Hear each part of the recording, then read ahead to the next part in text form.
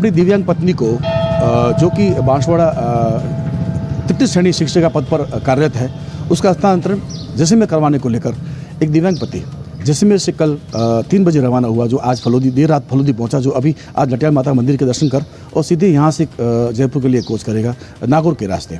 हम उनसे बात करेंगे कि क्या कुछ है, किस तरह से ये रास्ता अपनाया जिसके चलते आपने जो जयपुर के लिए रवाना होने का ये फैसला किया, क्या कुछ वह है, किस तरह से है, बताएंगे ज़रा।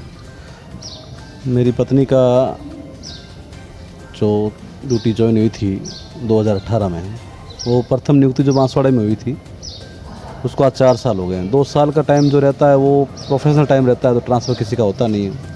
उसके बाद ये 2 साल जो निकल रहे हैं, सीएम साहब की तरफ से, राज्य सरकार की तरफ से रोक लगी हुई है कि भाई काफ़ी ज़िले हैं, 10, 12, 18 ज़िले जो भी, वहाँ रोक लगी कि भाई वहाँ ट्रांसफ़र नहीं होंगे।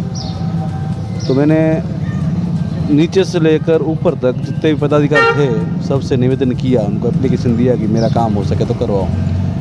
जो सीएम साहब के करीबी थे उनसे भी मैंने बात की, लेकिन मेरा काम नहीं हो पाया।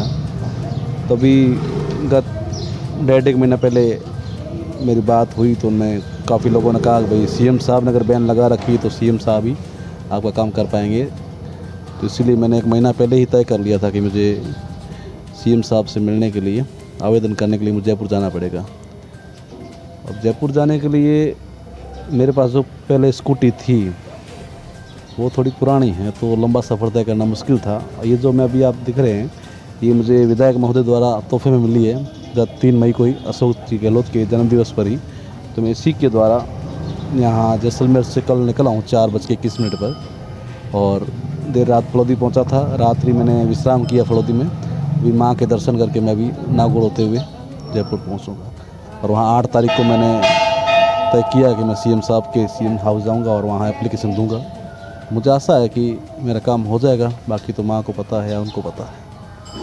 फलोदी का नाता जयपुर दिल्ली से लगातार रहा है, जैसा कि यहाँ के युवा नेता महेश व्यास पैदल गए थे फलोदी को जिला बनाने की मांग को लेकर और शहर की विभिन्न जो विकास कार्य है उसको लेकर, और उससे ठीक बाद महेश कुमावत नामक एडवोकेट जो हैं वो राष्ट्रीय जो गौ माता है उसको राष्ट्रीय माता घोषित करने को लेकर यहाँ से फलोदी से जयपुर के लिए पैदल रवाना हुए थे, जो दिल्ली जंतर मंतर पहुँचे।